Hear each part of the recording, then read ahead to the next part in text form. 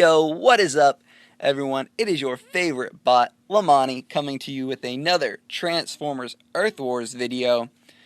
In this video, I'm just going to be explaining the basics of war. My alliance just started up our second war because we are brand new to the game, but I decided to take this opportunity to explain a little bit of what war is and how it works. So, when you search for a war, it takes some time, but then you randomly get matched up with an alliance from the other side. So we are Autobots, so we randomly get matched up with somebody in our league that is a Decepticon. And when I say league, there are the Jukanon League, Carbon League, Bronze League, Silver, Gold, Platinum, and Cybertron League. So we are in our second war, and that means we are just babies in the Carbon League. When the war starts, everybody in your alliance will get the same map. So, what I mean by that is the picture that you see right now. A map consists of 5 different bases from the other alliance. You have 3 attempts to beat each base on the other alliance. However, if you fail to beat one base within your 3 attempts, you cannot move on to the second base.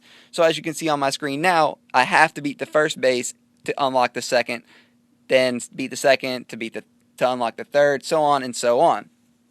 And like I said, you have 3 attempts to beat each base. However, you get more points the quicker you beat it. So if you click the little question mark, it shows 5 war points for each attempt. So the first base is worth 15 points. Moving on, the second base, each attempt is worth 10. So if you beat it on the first attempt, you get 30. Second attempt 20, last attempt 10. The third base is worth 15 points each for each attempt. So a maximum of 45 points on that base. Moving on to the fourth base, and you'll have 20 points per attempt and a maximum of 60 points.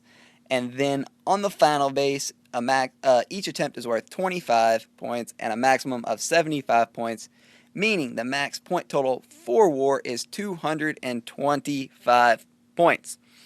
And you can look at the leaderboard to see how your team is doing. So 15 points means they completed on the first one. Boston's up to 90, which means he has completed the first 3 already. He's killing the war. I haven't even looked. You can go into the page and then scout your opponent. So I'll just go ahead and do that. And I will scout the first person. So as you can see, this first guy is going to be extremely easy and it won't take any time at all. But before I get into that, a big key that was causing some confusion is buildings under construction. There was 2 thoughts. That one side was if something is under construction when wartime starts, it will stay under construction the entire war and be useless. The other side of that was if something is under construction when war starts, the only penalty is you don't get it upgraded once it's upgraded and it just stays its current level. Now, I personally thought once it was under construction, it stayed under construction. But I'm here to tell you I was wrong. So to clear things up, if you are building a defensive structure during war, at the start of war, say it was going from level 2 to level 3, it stays at level 2 for the entirety of war. So if you want your defensive structures to take the upgrade that you are giving them, it has to be done by the time war starts. That is a big key. I was lucky enough to get 2 of my defensive structures upgraded right before the war started. Right before we started searching for war anyway. It took about an hour and 10 minutes for us to actually find anyone. But, it doesn't matter. So I did get my structures upgraded, and they will be upgraded if the opponent just so happens to have me on their map. It is kind of unfortunate.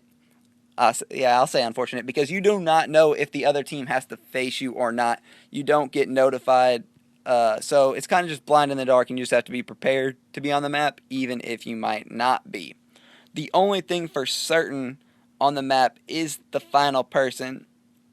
Oh, I went to the wrong thing.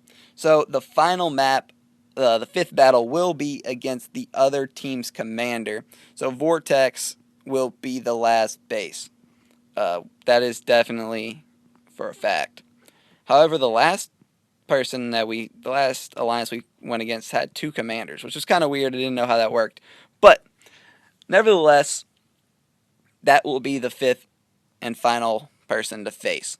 Without further ado, though, I will jump in and I will beat this first guy. I'm going to scout him again, just seeing how weak he is. I'm tempted to not use my main people at all, just because of the cooldown. My Autobots are to the point where it's taking about 8.5, 9 minutes for them to cool down after a battle. So if I don't have to use them, it would be kind of nice. Although it looks like I'm stuck on a loading screen. Don't know. Just going to close app.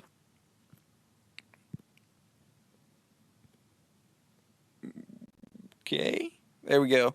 Open it back up. Gonna jump into that battle. I'm not in any rush. You have 24 hours to beat the map. So I'm not in any rush to finish. So I'll just use my main guys just to annihilate the person.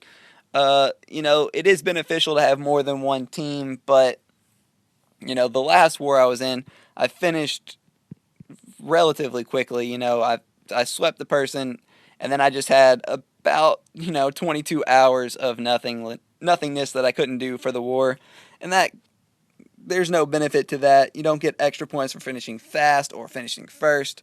So I'm just going to jump in with my main people, which are Skydive, Optimus Prime, Slug, Jumpstream, and Sunstreaker, as you can see on the screen.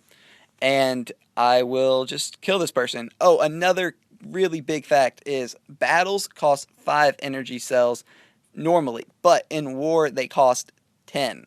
So just keep that in mind when you're preparing for war. It will take 10 energy cells per attempt that you make. Looking at the map, I'm just going to go straight at his...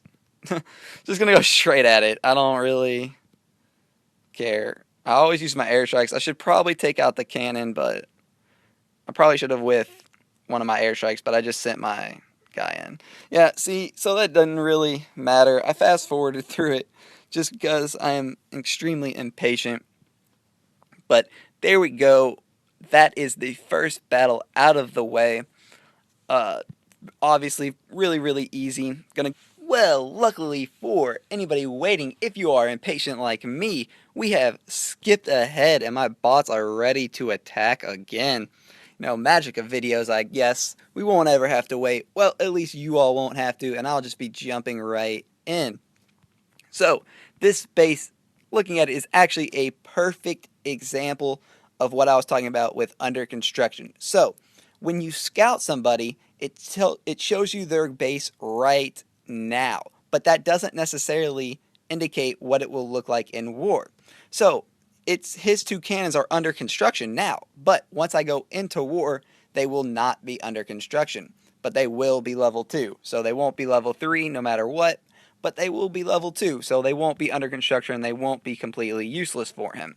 I mean, not that it will matter against me, because I will just go in and kill him anyway, and it won't really be close. Just going to jump in, and then after this battle, I'm going to take a look at the leaderboard because it looks like we are just dominating this alliance. We killed it in our last war as well, so this could be 2 runaway wins in a row, which can't complain with that. Looking at his base, I am going to take out his cannon first. I'm not going to be stupid. Gonna attack from I'll attack from right here. I don't know if I actually need both airstrikes because his cannon is probably, his mortar is probably low. Yeah, see, so I was able to take it out with just that. I mean, I don't really even need to worry about anything else. I'm just gonna send this guy in. I'm gonna send this guy to a different one. Jumpstream's ability is really, really useful. He gets a shield to where he only takes 20% damage that is given towards him, and it attracts other all the defense's bullets towards him, which is really, really useful. So he kind of protects, he can charge in and then protect the rest of the guys following him because all the guns will be focused on him. But there we go, another sweep on the second base. And before we scout to third base, I am going to look at the leaderboard and point out one other main fact about WAR. So, well, okay, there we go. McBoston is already done.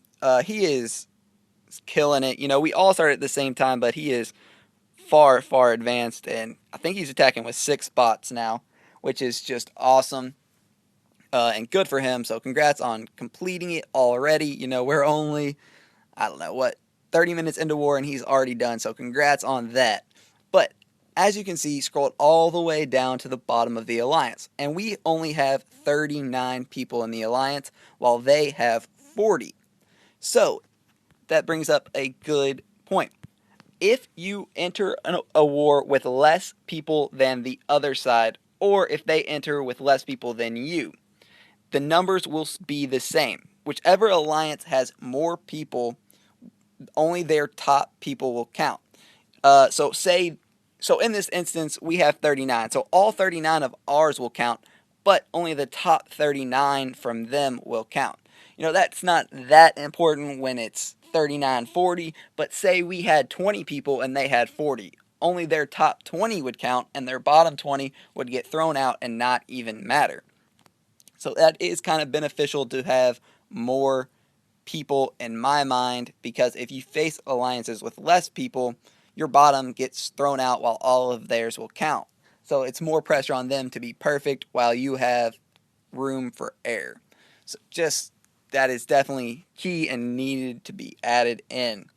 With that said, oh well, you know what? We're gonna scout this base real quick. Hopefully it comes up fast.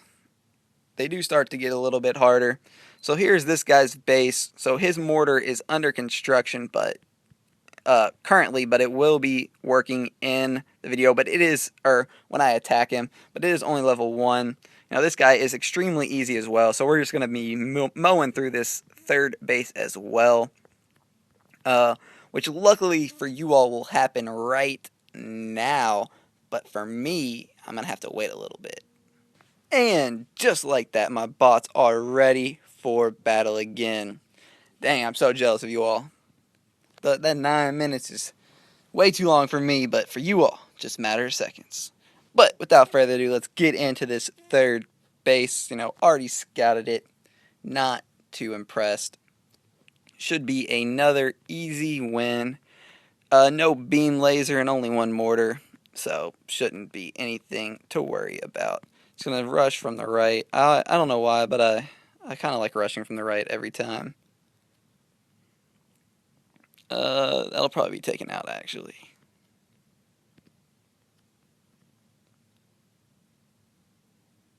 No, the mortar actually survived. Oh well, didn't matter. The mortar had very little life, but it wasn't doing hardly any damage at all, so I was able to power through. And there we go, swept the third base as well, and ready for that fourth one. So, let's get in and scout it really quickly.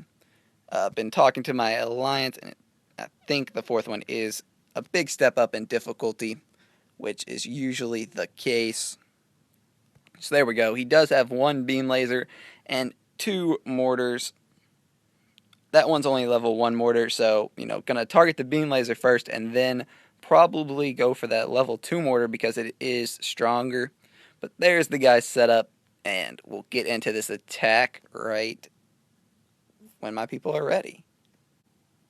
And just like that, we are ready to go. Scouting the base one last time, and we're just going to jump in. I think we're going to get this one pretty easily as well. At least hopefully, right?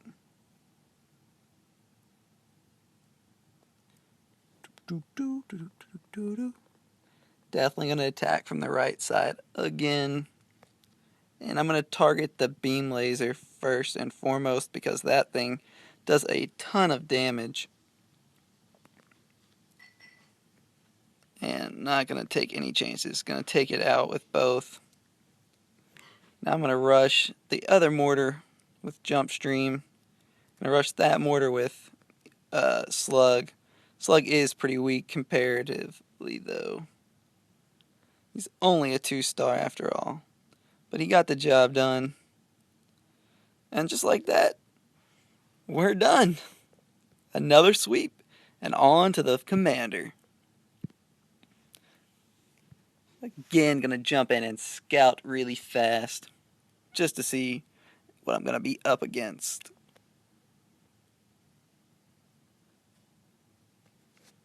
And the commander is a ton easier than the 4th guy, and this sweep will be complete when my bots are ready. And here we go, finishing up some last minute scouting, level 1 mortar. This guy is really easy. Commander being last means that the last base is not necessarily the strongest, so the 4th base was clearly stronger, and a huge drop off to the commander, but hey, I'll take the sweep, I'll take the 225 points. Not going to complain one bit. And just going to use absolutely no strategy with the commander. Just going to drop my guys down. Just going to try to drop my guys down at least. Alright. So there they are. Well, I'll take out the mortar. I think I can just let my guys have fun. I'm pretty sure we'll take care of it. Yeah. Alright, there we go. Took 30 seconds of fast forward. But we took care of it pretty simply. And there we go. 225 points. Another perfect war for me, which is awesome. Hopefully can keep that streak alive. Commander defeated. 225 points. And we can look at the leaderboard. It is nowhere close right now. So me, King, and Boston have all completed perfectly. Camcord, I don't know how he got 220. So he must have lost on the very first base. But honestly, I don't know what he could have done to lose on that base, but it looks like he lost on the first and then swept the rest, which is still awesome. 220 points is looking pretty good. It doesn't look like we're going to need very much, but there we go. So there's what I believe to be the basics of war.